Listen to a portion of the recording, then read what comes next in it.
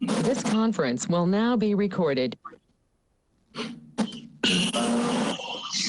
like to call to order the Harwich Planning Board meeting Tuesday, August 7th, 2020 at 6:30. Pursuant to Governor Baker's March 12th, 2020 order suspending certain provisions of the open meeting law, General Law, Chapter 30A, Paragraph 20, and the Governor's March 15, 2020 order imposing strict limitations on the number of people that may gather in one place. This meeting of the Harwich Planning Board is being conducted via remote participation. No in-person attendance of members of the public will be permitted, but every effort will be made to ensure that the public can adequately access proceedings as provided for in the order. A reminder, persons who'd like to listen or view this meeting while in progress may do so by logging or calling in or calling as specified above.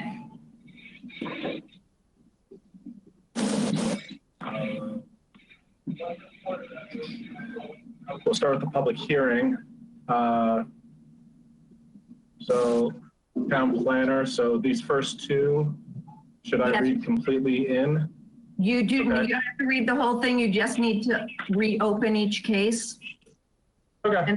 And they have requested a withdrawal without prejudice, but you do need to just announce each case. Okay, gotcha. Oh, you also, before you start, you need to do a roll call of the members. Right now? Yes, before Okay. you open any hearings. Okay. Could I have a roll call of the members, please? Do you want me to name them off? Would that be? Yeah, that'd be easier. You got Duncan Berry. Duncan Berry here. Craig Chadwick. Craig Chadwick here. Dave Harris. David Harris here. Joe McParlin, not here. Mary Maslowski. Mary Maslowski here. Alan Peterson. Alan Peterson here. Arthur Rose. Arthur Rose here. And Bill Stoltz. You have a quorum of your board, Mr. Chairman, Vice Chair. Okay. Thank you. Calling first, PB 2020-13 Davenport Companies applicant care of John M. O'Reilly, PEPLF representative, seeks approval of a use special permit with waivers for a two-family dwelling pursuant to the Code of Town of Harwich. Section 225-13A, -51 and -51N as set forth in MGL Chapter 40A, Section 9. The property is located at 0 Old Campground Road, map 30, parcel C12 of the RM District, continuing from June 25th, 2020. The applicant has requested a withdrawal without prejudice. I entertain a motion. This is Craig. I make a motion. We close the public hearing for PB 2020-13. Duncan Berry, I'll second. Mr. Berry. Roll call. Duncan Duncan. Berry, aye. Craig. Craig Chadwick, aye. Dave Harris. David Harris, aye.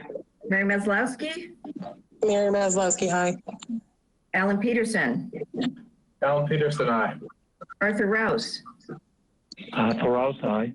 Bill Stoltz. Bill Stoltz, aye.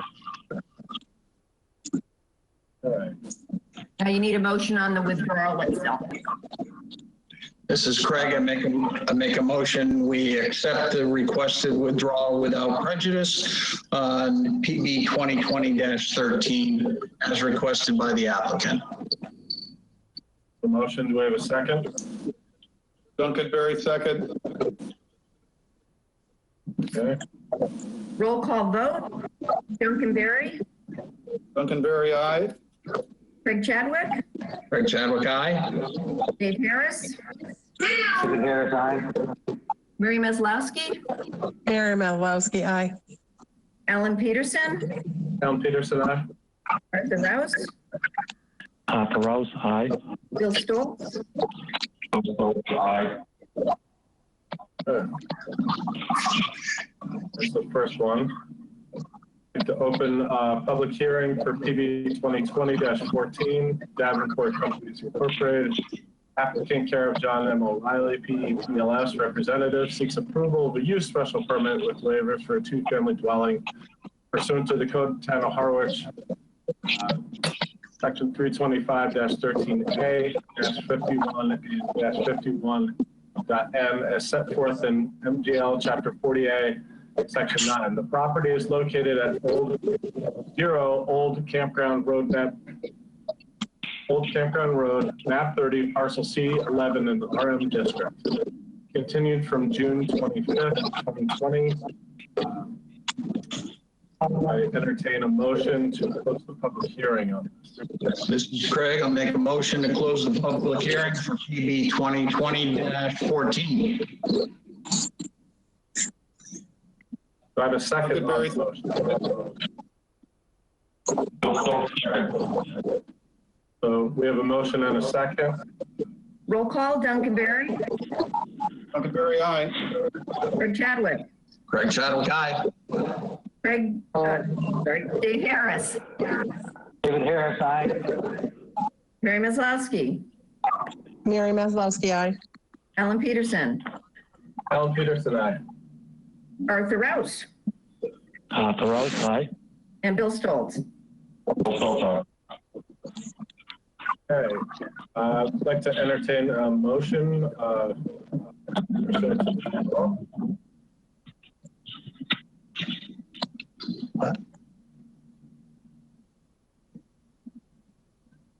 Duncan Berry, I'll make a motion. We close the item. Actually, it's the motion on the withdrawal that you're looking for. Withdrawal without prejudice. Craig Chadwick, second. We have a motion and a second. Point of clarification, please. Sure, go ahead, Barry. So we need to, we need to decide whether we're allowing them to withdraw without prejudice. We need to say the words. Okay. Oh, It's part of the motion. yeah, the motion, can I amend the motion then, that we allow the application to be withdrawn without prejudice? Sorry. Second the motion. There's a motion and a second. Thank you, Mary. Roll call, Duncan, Duncan Berry, aye. Craig Chadwick, Craig Chadwick, aye. Dave Harris, Dave Harris, aye. Mary Maslowski, Mary Maslowski, aye. Alan Peterson, Alan Peterson, aye. Arthur Rouse, Arthur Rouse, aye. Bill Stoltz. Bill Stoltz, aye. Just a point of order, I have muted a couple people. It looks like we have a new caller on. I don't know who it is. If you are on, if you could mute your phone, that would be very helpful. We're getting a lot of feedback, and I think it's probably from the callers. I promise to unmute everybody when we have an opportunity to speak. Charlene, I saw Sarah sign on. I don't know if she's the one that you're referring to or not. It's not Sarah. Okay.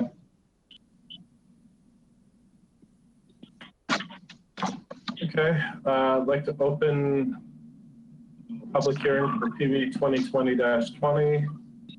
Armand Robert as applicant, care of Rick Hamlin, ETS and L Incorporated, William E. Kroll Jr., TRS et al., and Robert C. Chamberlain. TRS seek approval of the use special permit pursuant to the Code of Town of Harwich, Section 325-13D, Paragraph 4, Line 2, and Section 325-51 for automotive service and repair.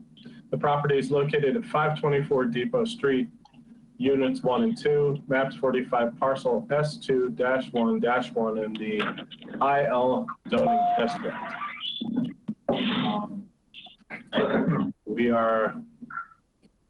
We could hear from a representative. Rick Hamlin is here, and I believe Rob Orman, the owner, is also present, I believe. Yes, he is. Yes, I am. So one of you gentlemen needs to make a presentation, please. Okay, well, wasn't sure if you were going to do that or me, but basically we're looking to get a special permit to allow automotive service and repair facility for bays 1 and 2, looking left to right, overhead doors. Located at 524 Depot Street, facility will comprise 2 service bays, only 1 employee, the owner. In each field, there'll be 1 car per bay stored overnight. This would total 7 spaces, of which 2 are located per the site plan inside, 1 per bay. 5 spaces would be designated at the southwest corner of the line, parking spaces. The facility has 4 drains, and the heating system is a closed system, which allows that type of use. And we look for a positive approval. Any comments? Could we talk to the town planner first? Okay, we did. Town planner report? Yeah. Yes, Mr. Vice Chair, Charlene Greenhouse, town planner. We did receive last Friday a memo or an email from the health department, which was forwarded to you all. This came in after the packets were done. The health department has no issues with the plan. However, we do require a breakdown of what the other units were being used for in order to guarantee there is proper septic flow. The engineered septic plan shows that 561 gallons a day are provided to 35 employees. Each service bay requires 150 gallons per day. That would leave a remaining flow for 17 employees allowed in the other remaining bays. Additionally, any holding tank would need to comply with the plumbing requirements. And additionally, engineering, water, fire, police, highway, and conservation had no comments or concerns. And my comments, this may look familiar to you all. It was before you in December of 2019 for a waiver of site plan, which the board did approve. This is an 8-bay industrial building, providing 36 parking spaces overall. The proposed automotive service and repair per the July 7, 2020 letter from Mr. Hamlin will comprise of 2 service bays with only 1 employee, the owner. There would only be 1 car per bay stored overnight. 2 of the 7 parking spaces are within the service stations themselves, with 5 additional spaces designed in the designated in the southwest corner of the parking lot. At this time, planning staff has no concerns. However, we do recommend imposing conditions, and also based on the letter from the senior health agent, the board may want to also impose that the health requirements and the plumbing requirements are met. Mr. Chair, if I can address the health letter. Sure thing, go ahead, please. Yeah, as always, if there are any issues down the road, we will certainly comply and redesign as necessary. As it stands today, there is only this 1 tenant in the entire building who has an actual lease. We don't know who the remaining 6 would be, although we have 1 tenant in one of our, I don't have any interest in this property, but in one of our other properties that is moving in. And he is strictly dry storage. He has no employees, and he's typically not on site. So we don't see any issues whatsoever in meeting the health department concerns, particularly in relation to the septic. And again, if there were ever a situation where that were the case, we would certainly comply. In addition, the building commissioner requires individual use permits, so each bay will have to be approved by the building commissioner as they're rented. Have any comments from the planning board? Just one thing, there is somebody on, and I think they're on the phone. There's a lot of background noise. If you could please mute your phone, it would be very helpful. I don't want to mute everybody, but I will. Yeah, people It's could caller use- 6. And I don't know who caller 6 is. Whoever caller 6 is, I'm going to mute you. There we I go. hope it's not me. Nope, it's not you. Oh. Are there any comments from the planning board? I have a quick, Bill Stokes, I have a question. Are each of these units going to have holding tanks for oil waste and whatever else within the That's automotive industry? It's already been installed and approved by the plumbing inspectors. So each unit has been. Every unit has a tight tank. It's required in the town by the Thank plumbing you very much. department.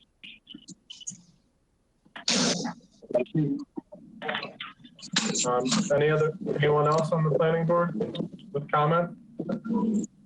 No, sir. What about the public? Anyone from the public wish to be heard?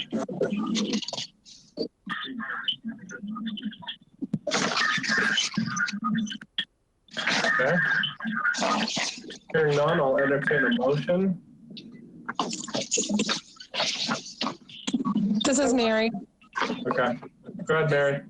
I move that we vote to close the public hearing for PB 2020-20 Robert Orman as applicant, care of Rick Hamlin, ETS and L Inc. Second. This is Craig. We have a motion and a second. Roll call. Duncan Berry, Duncan Berry, aye. Craig Chadwick, Craig Chadwick, aye. Dave Harris.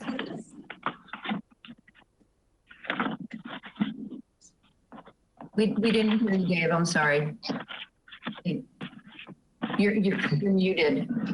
You're muted, Dave. Oh, I might have done that. Hold on, Dave. Nope, you shouldn't be. Hold on a second. It's *6 on your telephone, David. I may have accidentally muted him. Hold on a second. Oh, hold on. Apologies.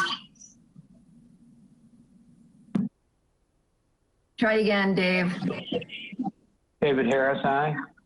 There we go. My bad. Oh, Mary Maslowski, Mary Maslowski, aye.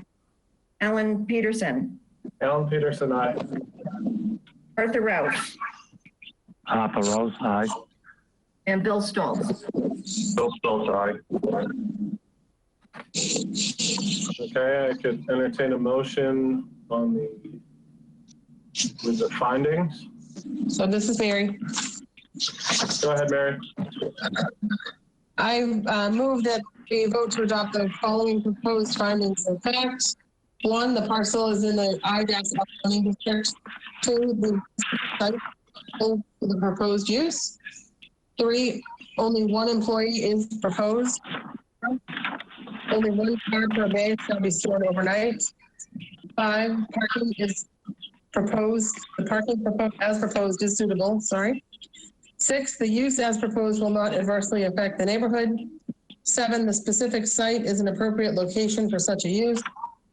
8, there will be no nuisance or serious hazard to vehicles or pedestrians. David Harris, second. And roll call. Duncan Berry, Duncan Berry, aye. Craig Chadwick, Craig Chadwick, aye. David Harris, David Harris, aye. Mary Maslowski, Mary Maslowski, aye. Ellen Peterson, Alan Peterson, aye. Arthur Rouse, Arthur Rose, aye. and Bill Stoltz. Bill Stokes, aye. Okay, and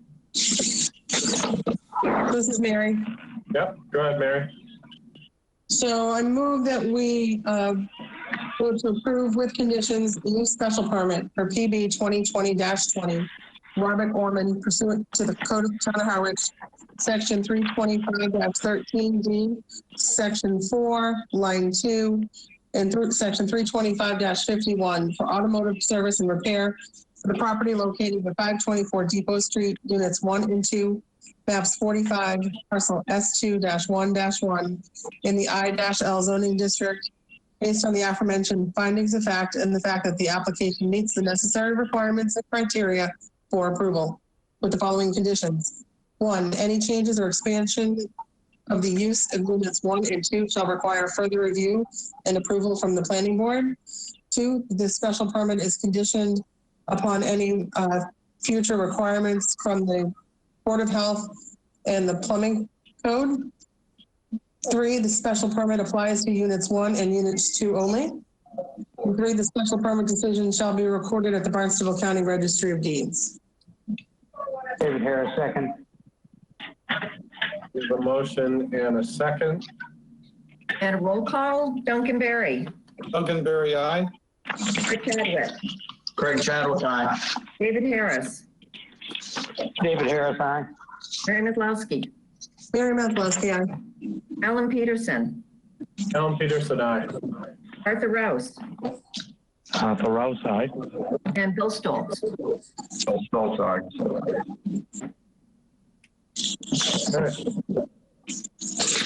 Good on that one, right? Yep. You are. Okay, Thank you. we all set. Thank you very much. Yep, thank you. Bye, Bob.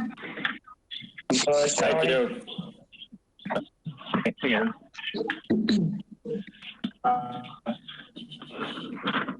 So next up, open the public hearing for zoning amendment public hearing in accordance with the provisions of MGL Chapter 48, Paragraph 5. The Harwich Planning Board will hold a public hearing on Tuesday, August 11, 2020, not earlier than 6:30 p.m. in the Don B. Griffin Room, Town Hall, 732 Main Street, Harwich, to consider an amendment to this Harwich zoning codes. Do you want me to read it out loud, Charlie? Yes, sir, if you would. Okay. Article to be determined, TBD, to see if the town will vote to amend the code of town of Harwich zoning by deleting the definition of essential services within section 325-2 definitions, and by deleting within section 325-13, table 1, paragraph 11, public and quasi-public uses, item 3, essential services, facility utilities. The town planner would like to speak to this. Sure. This looks familiar to most and all of you. This was actually before you back in late February for a public hearing, but because of the COVID pandemic, the public hearing is set to, you have 6 months from the public hearing for the town meeting to act. That 6 months is going to expire before the next town meeting, which is in September. Therefore, to err on the side of caution, you did decide to hold another public hearing on this. This was recommended by our town council to eliminate this definition. It has been vetted by them. Additionally, the Zoning Board of Appeals, you may require, asked that this be discussed again a couple months ago. Once I provided them with the information from town council, they were fine with this zoning amendment and had no concerns. This just cleans up some language and makes things move a little bit smoother for projects such as the sewer project and some other projects in town. If anyone has any questions, I am happy to answer them. And I will actually try and unmute everybody. Yeah. Do you want me to start with the public or the? I have unmuted everybody. Anyone from the planning board have a question before we go to the public? I got nowhere. I waited for an hour and a half and he said, oh, we can't do anything Okay, here. folks, you're unmuted. Just We can urgent hear everything care. everybody's saying. Okay, well, the doctor told me to come here and she would check with you up here and make sure. So does anyone from the public have something to say? I just muted that person, so they're. Okay. Does anyone from the public have any comment on the proposed zoning amendment?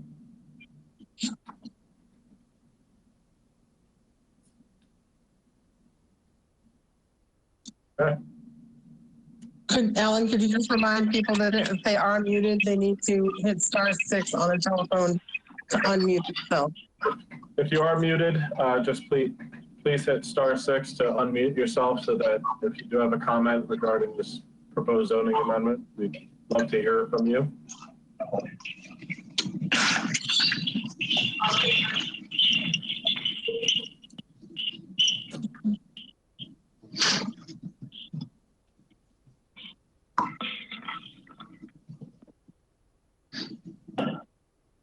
So going forward, You need a motion to close the public hearing. okay. Okay. I move that we close the public hearing on the zoning amendment for David Harris, second. services. Okay. I have a motion and a second. Roll call, Duncan Berry, Duncan Berry, aye. Craig Chadwick, Craig Chadwick, aye. Dave Harris, David Harris, aye. Mary Maslowski, Mary Maslowski, aye. Alan Peterson, Alan Peterson, aye. Arthur Rouse, Arthur Rouse, aye. and Bill Stoltz. Bill Stoltz, aye. And going forward, are we voting on tonight? Yes, if you would. So I would recommend a motion to approve the proposed zoning amendment and recommend it to the town meeting. So moved. Second. So we have a motion and a second. So roll call. Duncan Berry, Duncan Berry, aye. Craig Chadwick, Craig Chadwick, aye. David Harris, David Harris, aye. Mary Maslowski, Mary Maslowski, aye. Alan Peterson, Alan Peterson, aye. Arthur Rouse, Arthur Rouse, aye. and Bill Stoltz. Bill Stoltz, aye.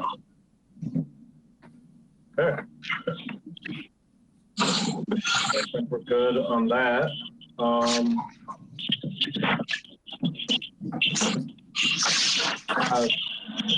Town planner, should we go out of order on this?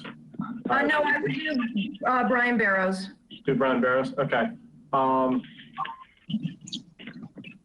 And read it into, I'd like to open the public meeting and then. It's not a public hearing. It's Okay. under public meeting because it's a waiver of site plan. So you can just say you call next PB 2020-22 Brian Barrows. Okay. Read the whole thing in? Sure. Okay. Next up is PB 2020-22. Brian Barrows, as owner, seeks approval of a waiver of site plan review pursuant to the Code of Town of Harwich, Section 325-55 F, to construct/erect a temporary manufactured 2-bay, 50-foot by 60-foot fabric-covered structure in an already improved lot. Property is located at 243 Queen Road. Thank you. Map 58, parcel N4-3 in the IL zoning district. And I understand, was it today, we got an email that they're looking for a withdrawal. They are seeking a withdrawal without prejudice of their application. Okay. Alan? This is not a postponement. This is a withdrawal, right? This is Not a postponement. Yeah, yes, Mary, go ahead. So I move that we allow the withdrawal without prejudice of the application for PB 2020-22 Brian Barrows as owner under the request for a waiver of site plan review. Duncan Berry, second. We have a motion and a second. We'll go roll call. Roll call, Duncan Berry, Duncan Berry, aye. Craig Chadwick, Craig Chadwick, aye. Dave Harris, David Harris, aye. Mary Maslowski, Mary Maslowski, aye. Alan Peterson, Alan Peterson, aye. Arthur Rouse, Arthur Rouse, aye. Bill Stoltz. Bill Stoltz, aye. Okay.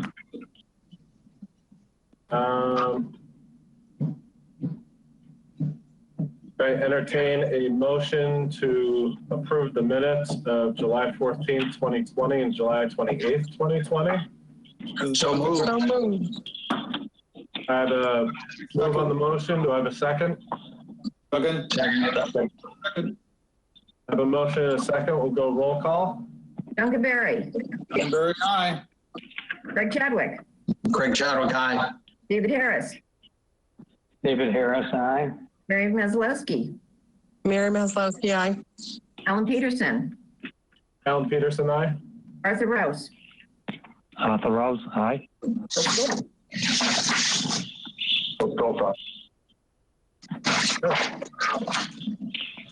And as far as old business, PB 2019-29, Davenport Company's request for a full covenant release in exchange for cash surety. This is for Celebration Way. Right. I don't believe anybody was able to be on this call from there. I think the person I muted is not Mr. Davenport. Oops. That was my husband's obnoxious phone. But the applicant has requested a complete release of covenant to Celebration Way subdivision off of Headwaters Drive. The request was made on July 6th, and the board does have 45 days to act on the request, which does expire on August 20th. Town engineer has reviewed the request, and a copy of his report is attached.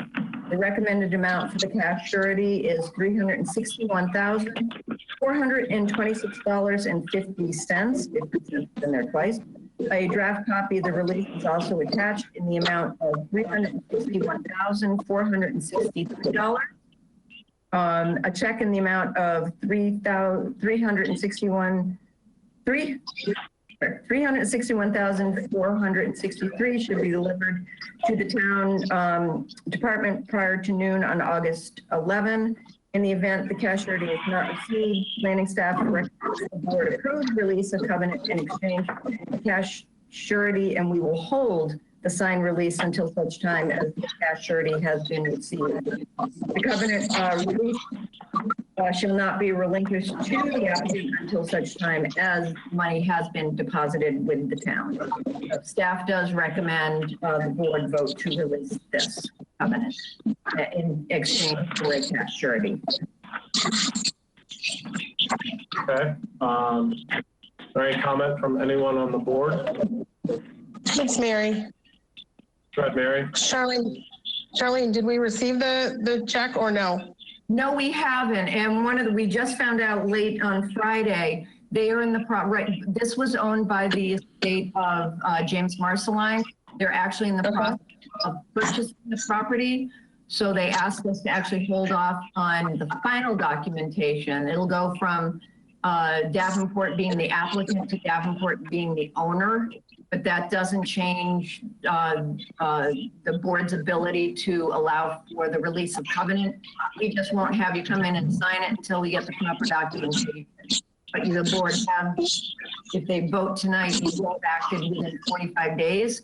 So you're well within that. If you don't act within 45 days, it's an automatic release of covenant with no surety. I don't recommend that. Anyone else from the planning board with a comment? Sure. And from the public?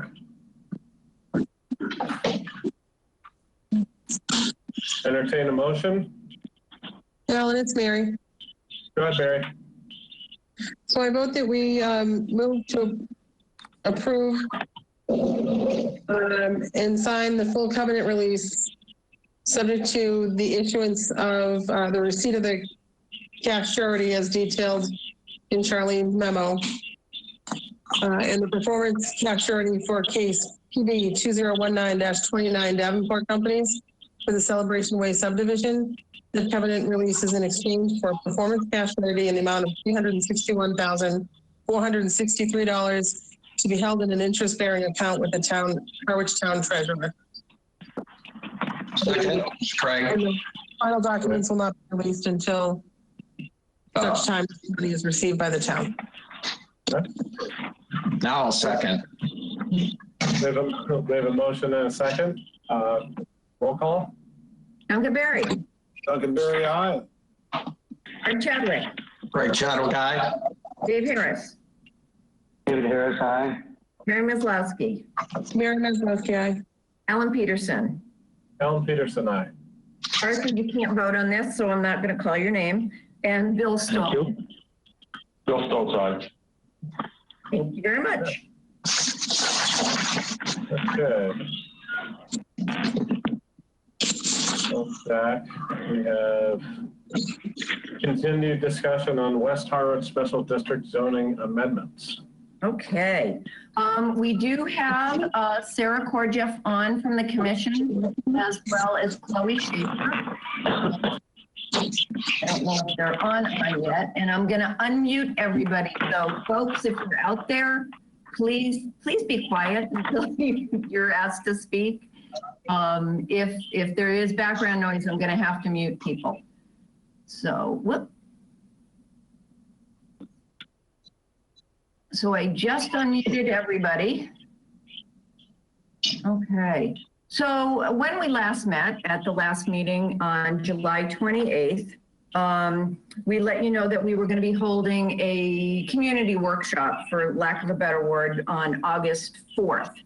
That went, I think, very well. I got some very positive feedback from the public. I think it went very well, and it's also available on YouTube, Channel 18. I don't know if any of you watched it or watched it. So I think that went very well. And from that, there were a couple changes that were made. I think positive changes. It was very positive discussion, very constructive comments. And what the document you have before you tonight, which is dated August 5th, 2020, is based on conversations that and comments I received by noon that next day on the 5th. Since then, there have been a couple other comments from people, and I think they're worth bringing out. If you go to page 4 of 6 of the document under section 325-154 review, and item 2, under A, item 2, B as in boy,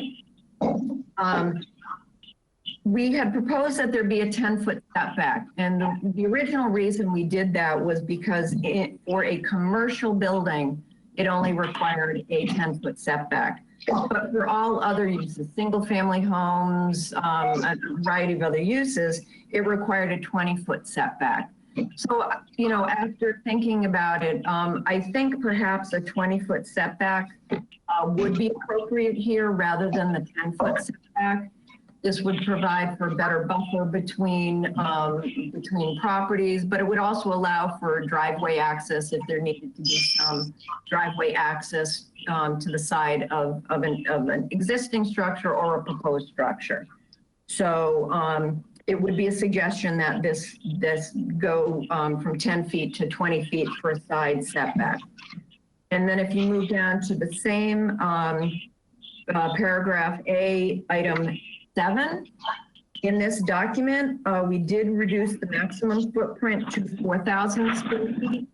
There's been a lot of email conversations back and forth between myself and Sally Urbano, who I know is on, and she had been trying to pull together comments from a lot of different people. So they felt that 4,000 was still too big. I did have an email conversation today with Sarah Korjeff, and we do feel that 3,000 would be more than adequate for a rear building. So, you know, I am making that change to this document.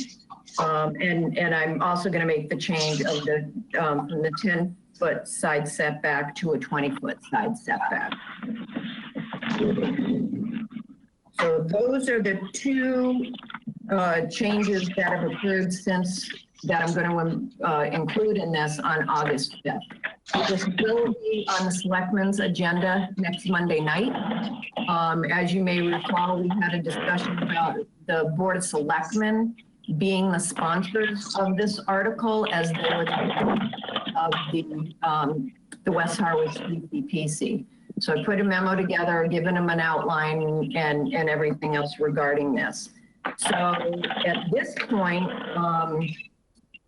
And silly me, I actually am off tomorrow, but I'll be working either after this meeting or first thing tomorrow morning about 6 o'clock to finalize this document, to get them to the selectmen so they can have it in the packet.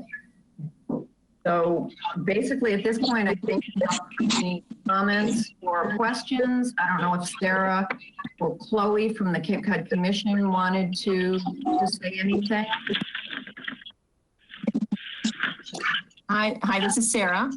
And I'll just mention that in my conversation with Charlene, in terms of looking at the issue of the maximum building footprint for the rear structures, we did look at the existing size of buildings in the West Harwich district, and the vast majority of structures have a footprint in the vicinity of 2,000 square feet.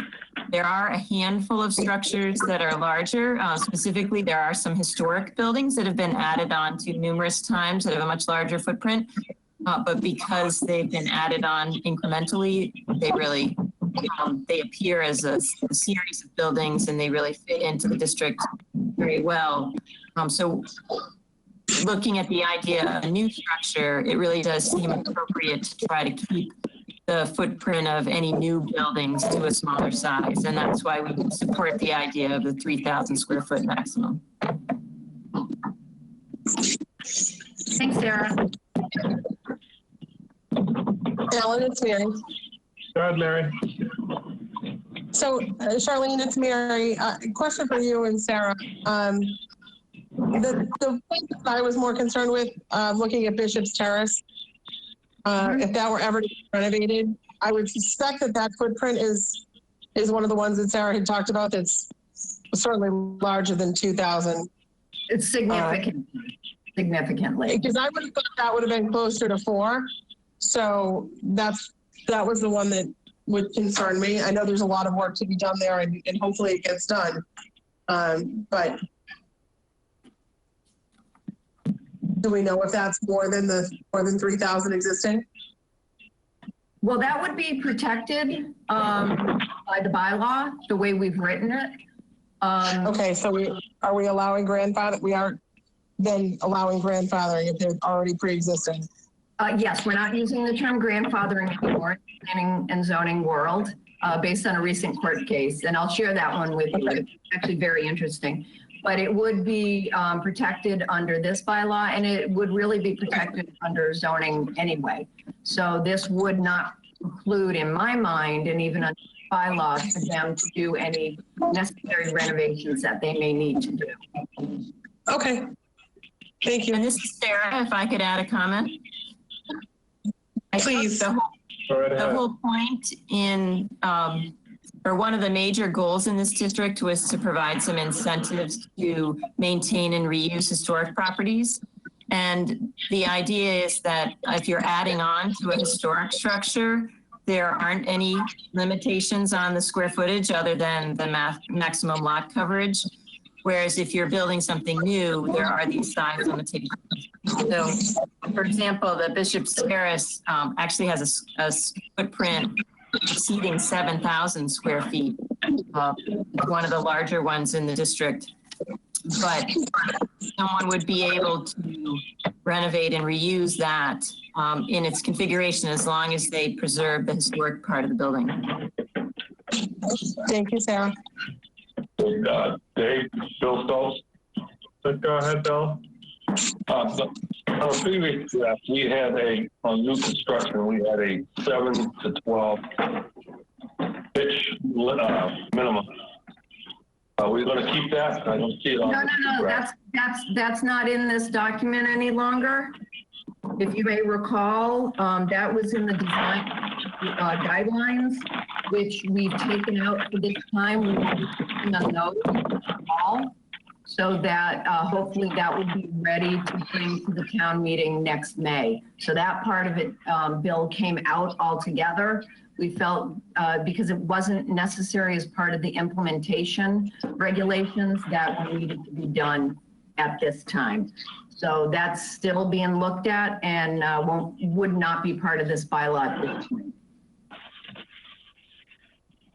Dave, a couple of quick questions. I don't know. Bill, were you done? I just said, so there's no way we can get that in this pilot on the new construction either. Not right now, because that was under the design guidelines. That was just too much to tackle to try and get the minimum requirements of implementing regulations done for the September town meeting. Okay.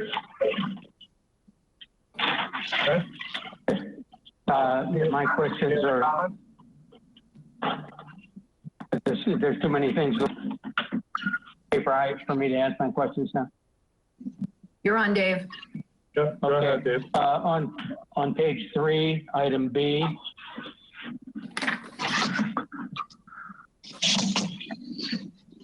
The first item is number B2. Is the intent here to have the landscaped area all along the frontage? Actually, you can't, Dave, because there's going to be a driveway. Okay, except for the driveway though? Essentially, yes. And as long as it can't block site. I can just see somebody reading this and say, okay, I put in a landscape area. It's only 10 feet wide, even if it's 50 feet wide, and say you didn't say it had to be the full width. I'm just concerned if somebody may interpret it or misinterpret it intentionally. You guys will have review process, meaning the planning board, under this provision. So if you all are interpreting it that, yeah, you need some kind of a vegetated buffer or something along the front, that needs to be there. You get to say, no, that's not enough. Okay. All right. The second question I have, and I know we discussed this, but I'm a little confused, is item B4. There shall be no demolition of an historic structure. This, I assume, applies to change pre-existing non-conforming structures. What about a permitted structure?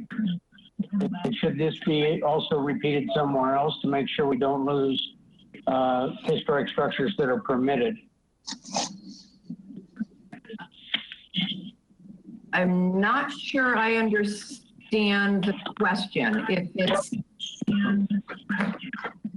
Well, this item 4, B4, is under the subject of pre-existing non-conforming structures.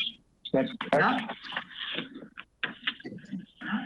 So what if there is a permitted conforming structure pre-existing that somebody wants to demolish and we don't want them to?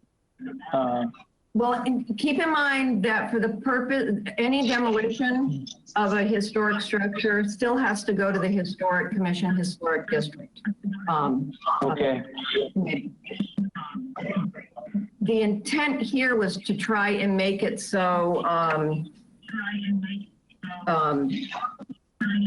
I just had a complete of my brain here. This is Sarah. I could jump in, actually. Thank you, Sarah. I just had a complete blank. I think the goal here in both Section A and Section B was to to provide a simpler review process for certain types of development, certain small scale developments, but to only allow these simpler review processes if you were not demolishing a historic structure. If you're demolishing a historic structure, we wanted you to go through the full review process with the planning board involved. So that's why they're called out here this way. But I do think we did talk briefly about possibly mentioning somewhere in the bylaw that the demolition delay bylaw will still apply in all cases. And I don't know, Charlene, if you've thought about an appropriate place to put that. Yeah, generally we don't note a general bylaw in a zoning bylaw. That generally does not happen. It's a given under our general bylaws that you still have to go through. We do say in here that other sections of the zoning bylaw still comply, but the general bylaws are also still a given. in that. Not sure even where we would put that language, but, you know, just like now, if somebody wants to do a commercial building with a historic structure that's on the historic list, they still have to go through that. It doesn't say anywhere else in the zoning bylaw that you have to go to them. It's a general bylaw, so they still have to go to them. We usually catch those kinds of things when people come in to talk to myself as the town planner, or through community development review before anybody makes an application. So, you know, I don't think we need to say it in here. If people feel comfortable that we do, I just don't know where we would put it, quite honestly. Charlene, it's Mary. Alan, can I ask a question? Yes, go ahead, Mary. So, Charlene, I actually kind of disagree on that, because I understand that you typically don't reference. The only problem is our general bylaw for demolition is not defined as a whole structure. It's defined as one board. So, right, but for so that to me is a little bit confusing when you're looking at both. So, because no demolition could also mean you can't remove in my mind, on a historic structure, means you can't remove a shingle unless you're replacing it like for like. Okay. So I almost feel like we should write it, but with that language, I don't know if it's appropriate.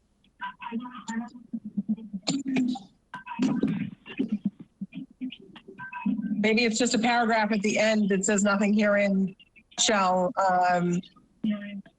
supersede the demolition delay bylaw, general bylaw of the Code of the Town of Harwich. Maybe it's something like that. But I would think town council should weigh in on that anyway. I have to have this done tomorrow morning.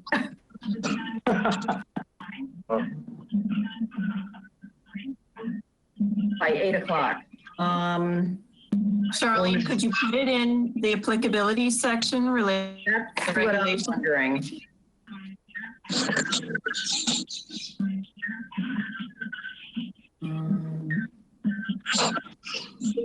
Yeah, I can add a number C. I may not get the wording the way people want it, but I will do my best.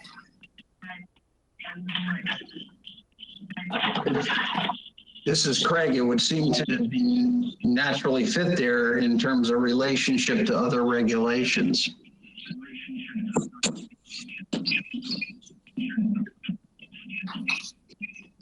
I will work on wording.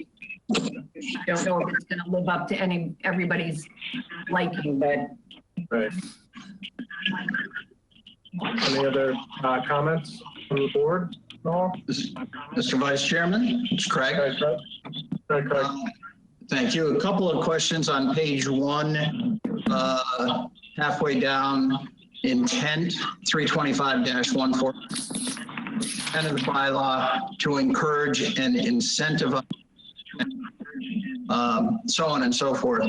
And I guess if somebody specifically asked me what is incentive, at this point, I wouldn't know how to answer that question. So what is it in this bylaw that provides an incentive? I think there are clearly disincentives spelled out, but what's the incentive as the intent of the bylaw? Darlene, this is Sarah, or Alan, this is Sarah. I'd be happy to try to answer that. Go ahead, Sarah. I think there are 2 incentives built into the bylaw as it's written right now. And the first we talked about just a moment ago, and it has to do with allowing a simpler review process for historic properties that are added onto under the change alteration of pre-existing non-conforming uses. And the second is specifically in the review standards, the dimensional requirements, where it states that for historic properties, the planning board has flexibility in the application of all the dimensional requirements. Mm-hmm. Okay. So, okay, thank you. I do have another question. Go ahead, Craig. In this same section, intent, as I read it, it currently historic structures. This intent is the intent of the entire bylaw change. But we also speak and intend to provide design guidelines, new construction, new development as well. Would that be appropriate or necessary to add anywhere so that anyone reading this knows that it applies to new construction as well? I'm sorry, Craig, I had a great deal of difficulty understanding that because of the echo. Yeah, I don't know where that's coming from. I suggest that people use their cell phones and tie into the meeting and disable the audio for the computer because it's a much better audio feed. But I just muted somebody that might do it. I hope it's none of the board members. I don't know who caller 7 was, but that seems to be the culprit. Sounded like they had a phone coming in with the screen on. Yeah, there's echo. yeah, Feedback. that's right. They have to mute the screen and use the phone, or not use the phone and mute the screen. But I think Well, I that muted the them, technology in phones are better. So Craig, can you just say what you said before all over again? Yeah, I'll try to keep it shorter.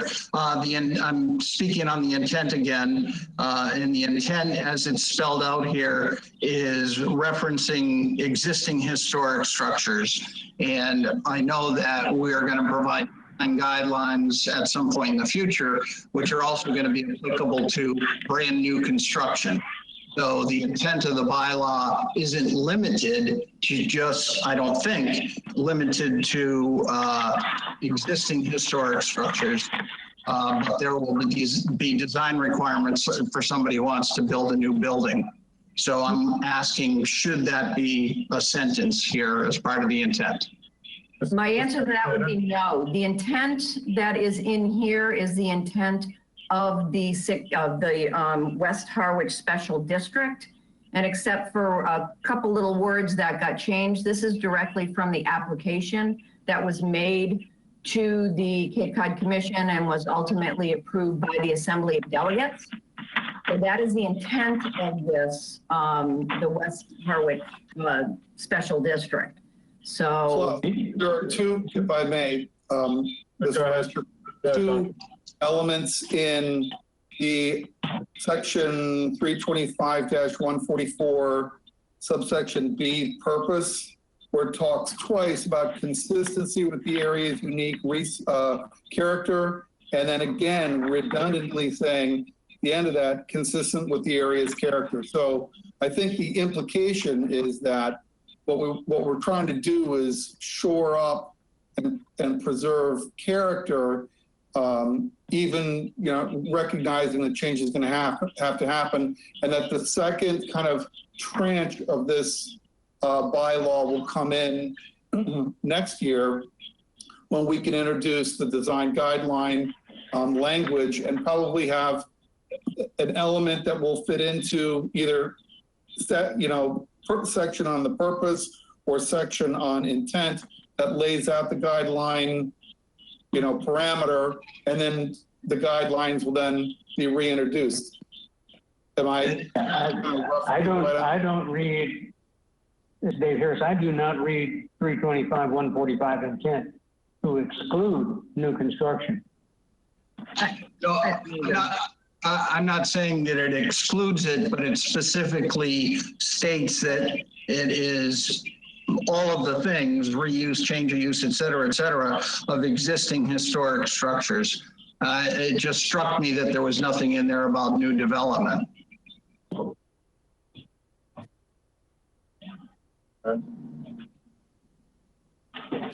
Just a question. Yep, go right ahead. Any other comments? Well, there is Alan, I a have one section 325-153. I heard you, Mary. Duncan, what was that you said? Sorry, it's the new construction section is section 325-153, page 4 of 6. Yeah, right at the, it goes through the review standards there. No, review standards. Mary, you had something to say before? I just have one other question for Charlene on under 325-147 definitions where we've got the historic structures listed. Yeah. 528. I'm assuming that's supposed to be the Chase Library. Can we just double check that number, because I know they list 7 as their street address, so I don't know if it's 2 parcels or if it's 5-7. But I just wanted to double check that. I defer to Duncan. I do believe that Chase Library is already on the list. This is actually the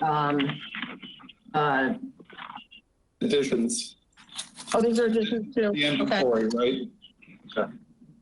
This is in addition to the inventory, and 5 is actually the 7-Eleven. Correct. 5 is the 7-Eleven property. Yes. Okay. Mr. Vice Chairman, it's Craig. Go ahead, Craig. I apologize. I thought we were still construction. I guess the consensus is there's no need to change any language under the intent, and I'm comfortable with that. I was just throwing it out question because it struck me. So we'll move on from there. I do have another question though, sir. Go right ahead. When we were entertaining, what's kicked off this whole thing actually, I believe, was the Harwich retail application. Seems like ages ago now, I guess a year ago or so. One of the terms that was bandied about when we were specifically talking about demo delay and so forth, and I think is it Captain Brooks, Duncan, or Captain Baker? I'm sorry? Baker, thank you. The Captain Baker house and possible demolition. One of the terms that was passed around was, if I have it right, demo by neglect. And recall at some point during discussions about applying for a DCPC and how can we protect structures going forward and so forth. You talked about, I think Charlene, you mentioned there are some other towns in Massachusetts that have attempted to put language specifically regarding demo by neglect. And I thought we were going to try to include something like that as well. And I'm just wondering, we didn't have any that I recall since that time. And I wonder if there's some feedback from Sarah or from you, Charlene. Is that something that we should entertain? I don't think Charlene, Sarah? Hi, this is Sarah. Go ahead, I guess Sarah. Go ahead. I would say there are just a small number of towns in Massachusetts that have something called generally a minimum maintenance bylaw that deals with this issue of demolition by neglect. The majority of the towns that have this are much larger, more place. I'm thinking of New Bedford, Lowell. So it's a little challenging to find to make it fit for West Harwich. It's not impossible, but we didn't choose to go down that route and really explore it in detail because I think we felt that there were other ways to address sort of other aspects of that concern. But it's certainly something the town could pursue. Okay, thank you. I'm just curious, what are the other ways that kind of like Captain Baker situation? And from what what was heard at many of the public hearings was that Captain Baker house was allowed to continue to fall apart. And the Captain Joe and Duncan, I know, that tried to reach out to the owners and work, and that's where the conversation about demo by neglect, I think, came up.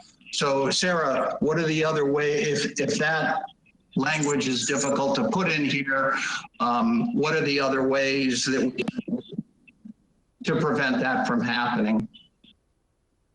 So this is Sarah. The question you had earlier was the main route we chose of trying to make incentives to reuse and preserve historic properties, make it easier to reuse a historic building than to develop a new building on the site.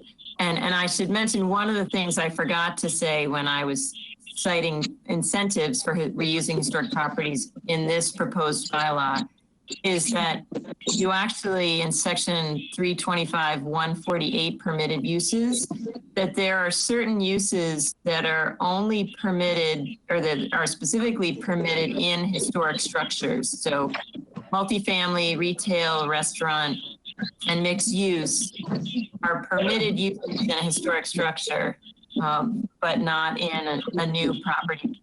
So that's another incentive for reusing historic properties. And I think we were sort of trying to take the economic development tack that if we make it more profitable, possibly, or less costly to redevelop a historic property, that would make it more likely that property owners would pursue that route. Okay. Okay. Mary, you had something to say before? So yeah, I just wanted to follow up, just to let everyone know the Historic Commission, HCHC, is actually actively working on revising the demo delay bylaw for the town. We will actually be looking at a draft that one of our subcommittees prepared, and it does include demolition by neglect. So we'll be working on that in August, in a couple of weeks. So, so there are other avenues besides this, like our general bylaw, which is our demolition delay bylaw, that Historic is actively working on. It will certainly not be ready for all town meeting, but the hope is that something will be ready for the spring. Excellent. Yeah. Thank you. That's good. Thank you. Any other comments at all? Sorry, Alan, I'm still going. It's Craig. Go ahead, Craig. Thank you, sir. This is starts on page 1, continues at the top of page 2. It's very simply the list of additional properties identified based on the 2 weeks ago at our meeting about other historic structures that were not on. Probably got this wrong, but the town's list of historic structures, historic commission structure thing or whatever. My question is, have the property owners of these properties that are listed in the bylaw been notified that their properties are listed in this bylaw simply as a courtesy? I know we said we wanted to be completely transparent and open about this and get as much feedback as possible from the public. And my personal opinion is, if I were the owner of one of these and I didn't know ahead of time, nobody had told me from the town that they were going to do this, not that it would have, that I'd necessarily have a negative impact. I went to town meeting and opened this up and read it, I'd be a little upset and say, geez, nobody even told me. So my question is, have they been told? I have not told them, but these are also identified in the Mass Historical Commission list as being on their list. They're just not on the town's list. Right, but the question still holds, just as a... No. Right, and the thing is that these were the properties that I believe were not recommended as being suitable for being on the National Register, but they did have historic, they didn't, like, the condition may not have been in sufficiently good status when the inventory was made. So it sort of missed 1 or 2 boxes out of the 4. So I think that's all. They just weren't on the map as listed, and they're on the inventory. So that's all. Okay. And if I might, being on this list actually makes them eligible for a more streamlined review process than if they weren't on the list. So this actually gives them an advantage. Which is a perfect way that the town planner could sell the zoning list. I think we just lost Alan. I'm back. Okay. I just had to, the connection here is not great for whatever reason. Again, this just I'm here. Okay, this just got added to the list last, a week ago. There's only so much time that I have to do things. If we want to notify these folks, we can do that. They don't get notified when they got put on the mattress. So,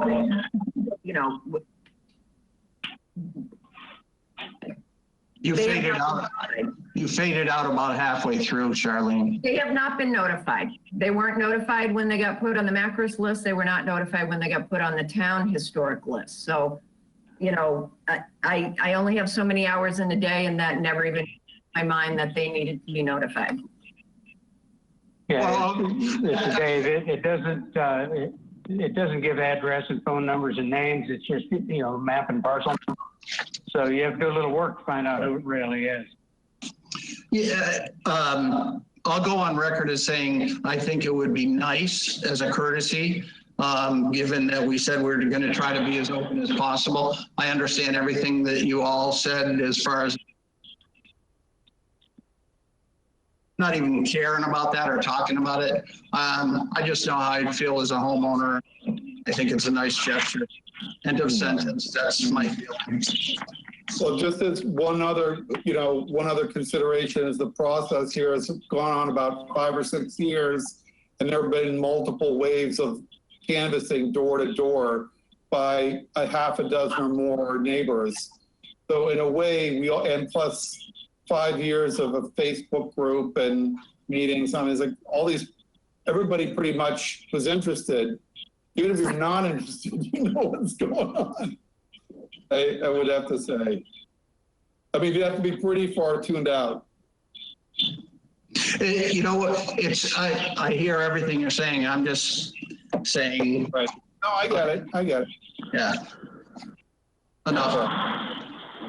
My last. Anything? Go ahead, Craig.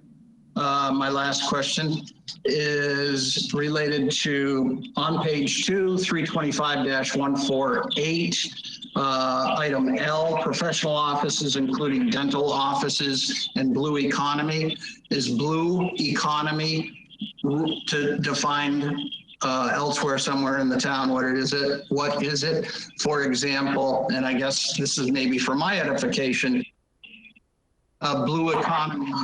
How does it differentiate for a real retail shop? Let's say I want to open a dive shop. No water involved.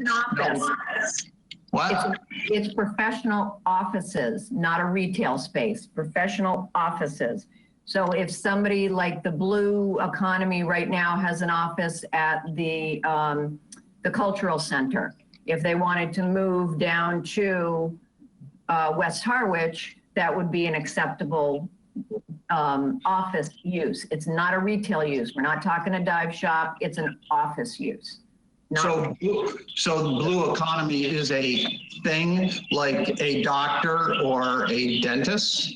It is anything related to ocean work or sustainability of the ocean or other waterways. So if somebody wanted to open office, like the shark thing that's here in Chatham, if they wanted to open an office there for the purposes of shark education, they can do that. That would be an office.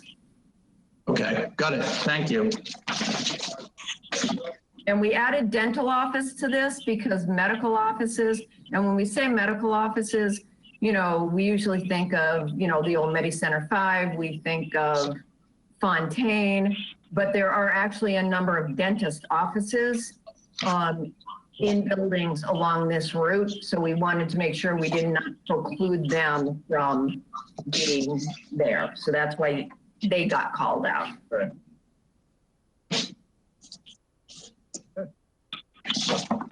Any other comments? I know there's public on, Ellen, so I don't know if you want to see if those folks want to speak. Anyone from the public have comment about this? And be sure to identify. We heard.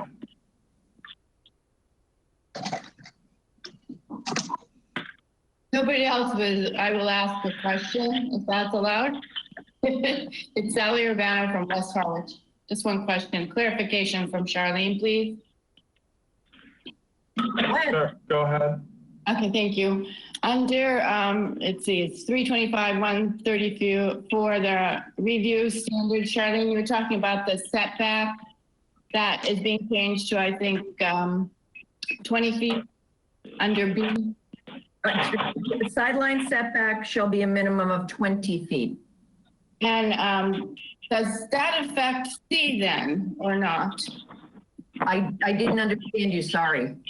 Does that affect then the setback, which is listed under C, the rear setback? The rear setback would also be 20. That is consistent with what the setbacks are now for, say, a single family dwelling or other uses. The only uses that fell under the 10-foot setback were commercial uses under the existing bylaw. So we're just pulling that back and using what the setbacks would be for other types of uses, including a single or, you know, two-family dwelling. Okay, terrific.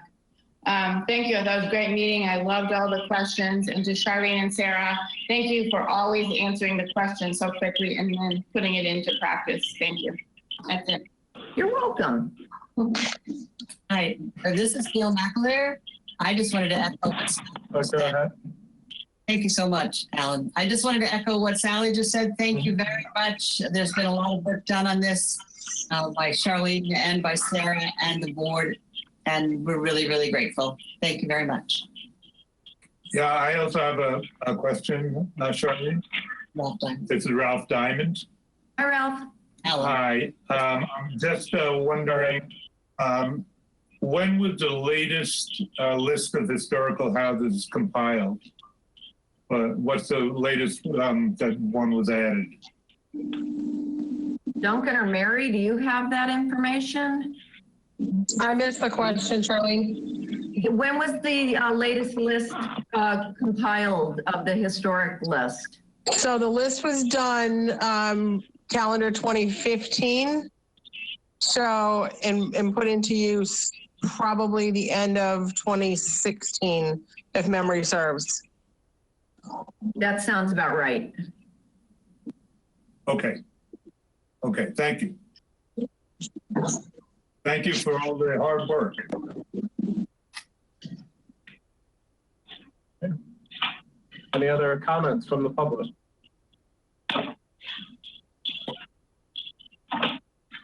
I did mute caller 7. I'm going to unmute them.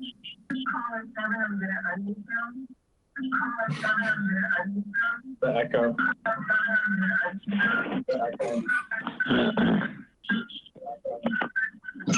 Okay, I muted them back Their new again. ringtone. Just me echoing. Yeah. That's their new ringtone. That, oh God, I hope not. Oh my God, nobody, oh.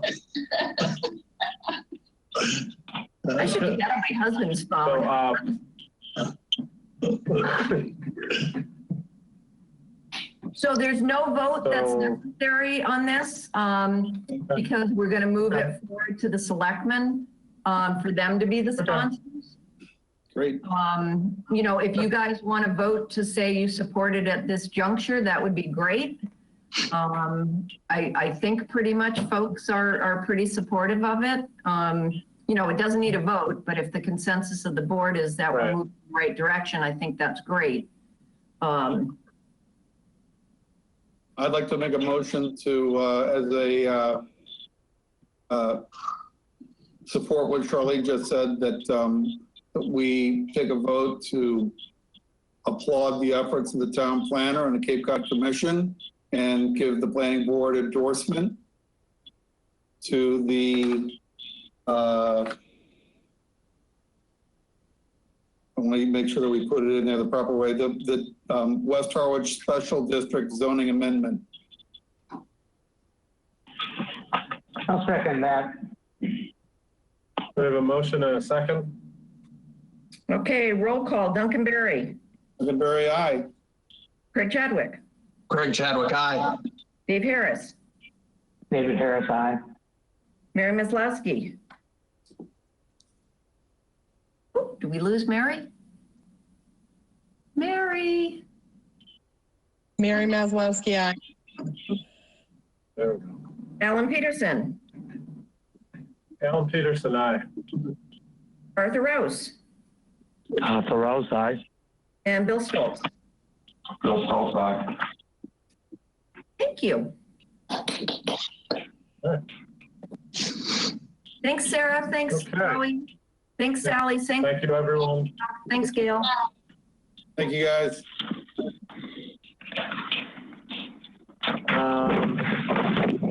Board reorganization and election of officers. I would like to make a motion, if I may, to nominate Duncan Berry as chair of the planning board. This is David Harris. I'll second that motion. So we have a motion and a second. Roll call. Oh, sorry, I'm writing. Duncan Berry. That's okay. Duncan Berry, aye. Craig Chadwick. Craig Chadwick, aye. Dave Harris. David Harris, aye. Mary Maslowski.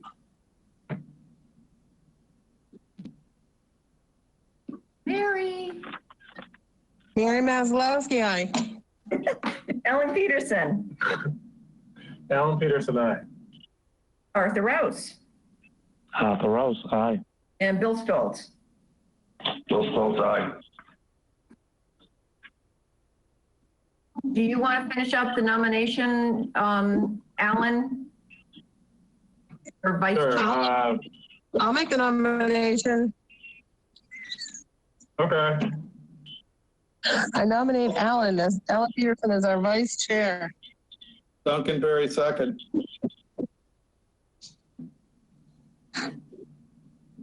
And roll call. Duncan Berry. Duncan Berry, aye. Craig Chadwick. Craig Chadwick, aye. Dave Harris. David Harris, aye. Mary Maslowski. Mary Maslowski, aye. Alan Peterson. Alan Peterson, aye. Arthur Rose. Arthur Rose, aye. And Bill Stoltz. Bill Stoltz, aye. Okay. Very good. Okay. And last but not least is a motion to adjourn unless somebody has something else. I'll have a motion to adjourn. That works for me. Craig Chadwick.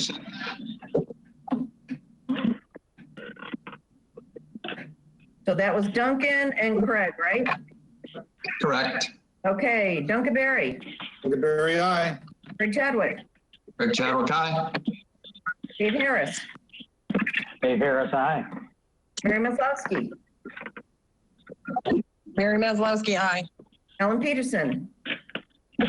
Alan Peterson, aye. Arthur Rose. Arthur Rose, aye.